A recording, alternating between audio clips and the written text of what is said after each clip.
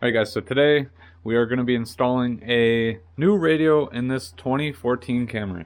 So today we have a new radio from iDoing. They make awesome radios and I'd recommend them. So today we are going to be throwing a new radio in this 2014 Camry. So let's open this up, see what all comes in the package, and then go inside the box. Pretty much everything's all confined into this little styrofoam case. You get all the cables, every connector you need, and then the actual radio itself.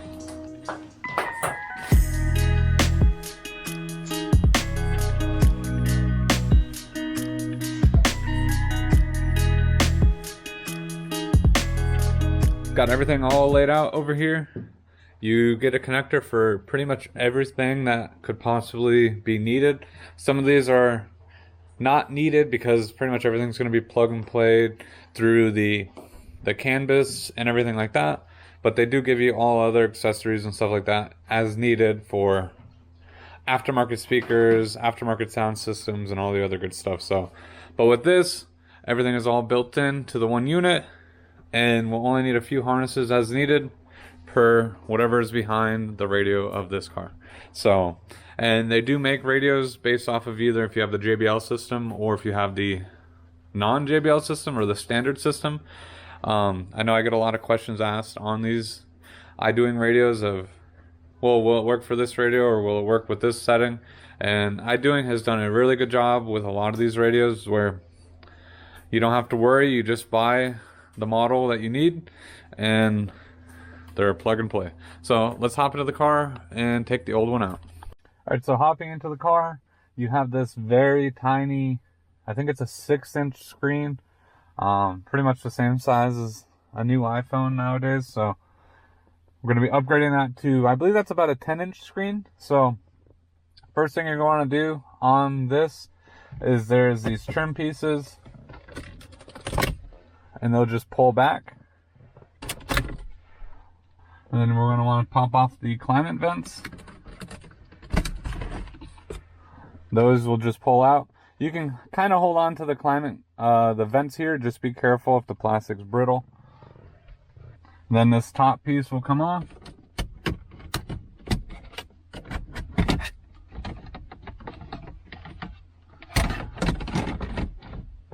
Alright, so after we've pulled these two pieces off, popped this off, and pulled the vents out, there's going to be 4 10mm bolts that you got to get to.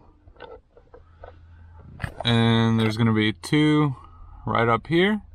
And then there's going to be two slightly harder ones to reach. One back there. And then there's going to be one right here. And once you do that, that should disconnect the entire climate and radio. If you do need more wiggle room, I know people do take this stuff off over here. I was going to start taking the whole center part out, but I did not see the need for it since the bolts are easily accessible. So we're going to get the 4 10mm bolts out, and then we should be able to pop this right off. Alright, so just be cautious of not dropping the screws behind the radio.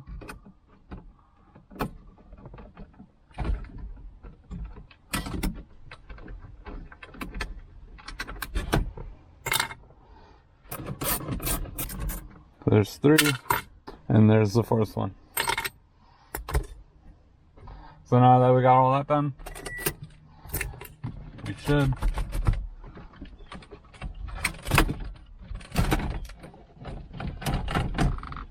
giving the radio a good tug will allow you to see all the wires back here. So pretty much we're just going to disconnect everything from the back of the radio and then pull this away from there.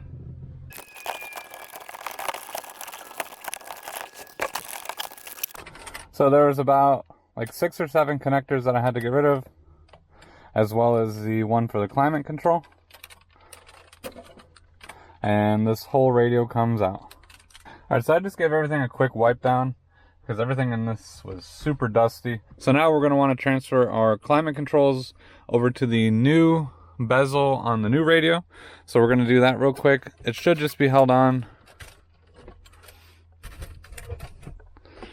buy a few screws and maybe a clip or two, and then we'll swap that over and then get that clicked back in. Here's the new iDoing radio, and here's the old Toyota radio. So we're gonna want to take the climate controls off and swap them over to here, and as well as all these little clips, we're gonna want to take these and then swap them onto the new plastic pieces over here. So there's a few screws here that we're gonna have to take off, and then we're gonna have to snap this in. It should snap in over here onto these pieces, and that should be good, and then we can put this radio into the car. I was in the process of swapping the climate controls from the old one to the new one, and I thought it was just going to be just clip on the new one and you should be good to go. But as soon as I was trying to put this on, I was having an issue and it would not want to, it would just stop, and I wasn't exactly sure. And after doing a little investigating on this, so if you look, this is the factory radio bezel, and then this is the iDoing bezel, and you can see that there's a lot of extra material right here versus there's not a lot here. So we got to trim this piece off and get it to look just like this one. I would probably just say, like, with a razor blade or some type of pliers or snips that you might be able to just snip this off. It's very thin, so it shouldn't take much to snip off. I'm gonna do that real quick, and then that way then we'll see if everything fits up together. All right, so I just snipped this little bit out of here so that way it matched pretty much what was on the stock one. I did that on both sides. So now let's see. Now it actually looks like it slips on much easier now. So before it was not slipping on at all. So this is much better. So you're gonna have to do that. I'm not sure why. They must have either missed that port or something like that, or it fits another different model Camry. But for now, that's a very simple fix, and we're gonna keep moving on.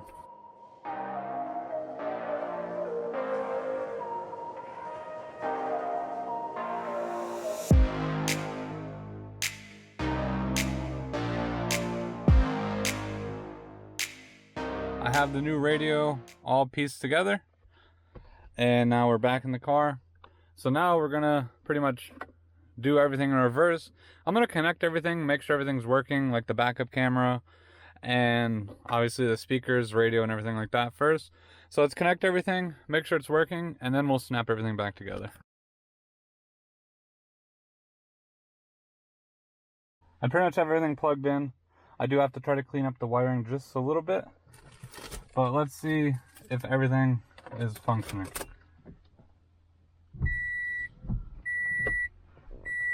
Alright, so boot it up very quickly.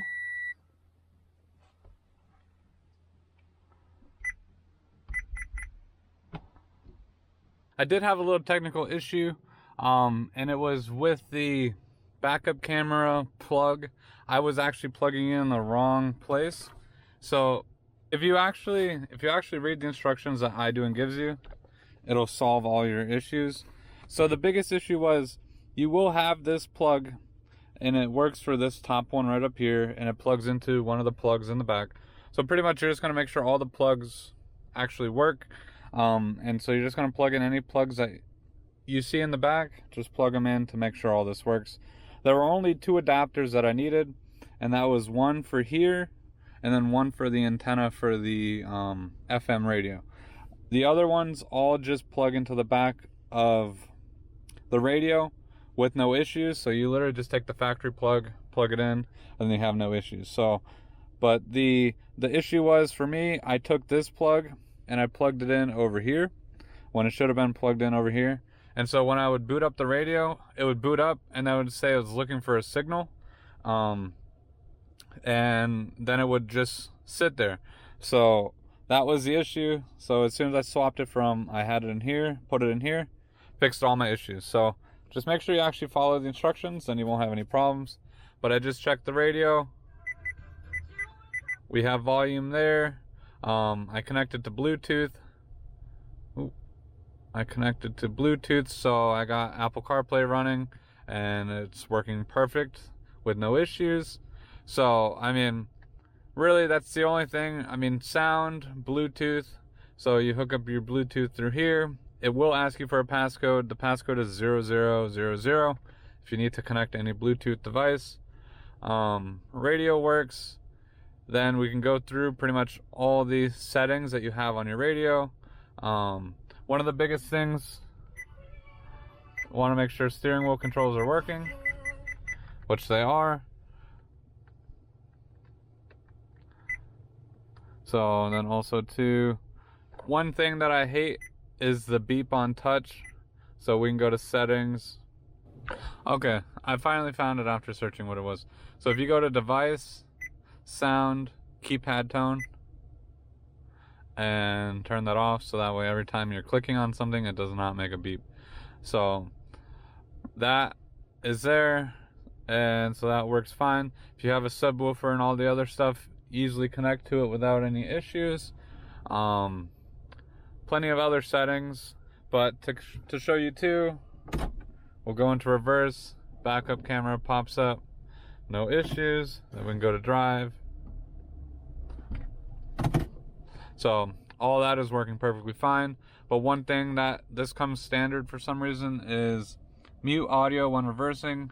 We'll turn that off, so that way you're listening to music, you don't go in reverse and it just shuts everything off. So that should be there. Pretty much you have, I mean, I believe you can get the Google App Store or the Play Store. Oh yeah, so you do have the Play Store. You can download any apps you want that support this radio format. But other than that, I mean, yeah, you get wireless Apple CarPlay. I believe it's wireless Android Auto too, if you are an Android user. They do have built-in navigation if you put in the GPS and stuff, but I don't have any of that because I just want to use my Apple CarPlay maps. Then you still have access to your vehicle settings. So if your car had some type of vehicle settings, you have all access to like your trip info, base info. This actually gives you a lot more. It'll tell you if each door is unlocked or locked. It'll tell you when a door is open, because this is all running off of Canvas. So it'll literally run and show you everything about it. You can run TPMS. So right now it's, I wonder if you can actually change that. Right now it's in kPAs, but there's probably a setting somewhere to get this into, I guess, imperial numbers for us in America. But you still have access to all your other settings. So about your lock, unlock, I believe some lighting settings, all the other good stuff. If it applies to your car, you should still keep all those settings. So, which is nice, because this car actually, it has wireless, or it has TPMS, but it does not have a menu to actually show you what each wheel is. So having it to be able to pull it up on here is actually really cool. So if I can get it to show actual numbers for us in America, this would be awesome. Also too, you can change the colors of your lights here, so you can have it change certain colors. I know it's kind of bright outside, but I mean, you have all the colors you can choose from. I believe it'll just loop through colors too, if that's what you want. Then, like I said, steering wheel controls. I need to make sure everything is working for skipping the songs.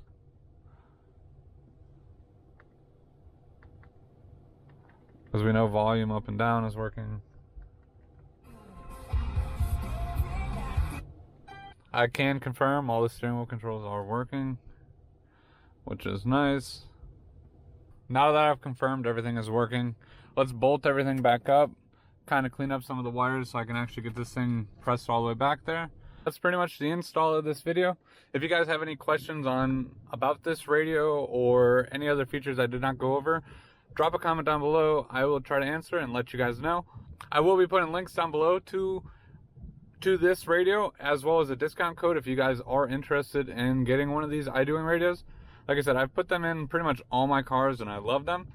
And they work flawless with no issues. And they're really quick. So I love them and I recommend them pretty good. With that being said, thank you guys so much for watching. If you guys are new, don't forget to smash that like button, subscribe to the channel, and I'll see you guys next time.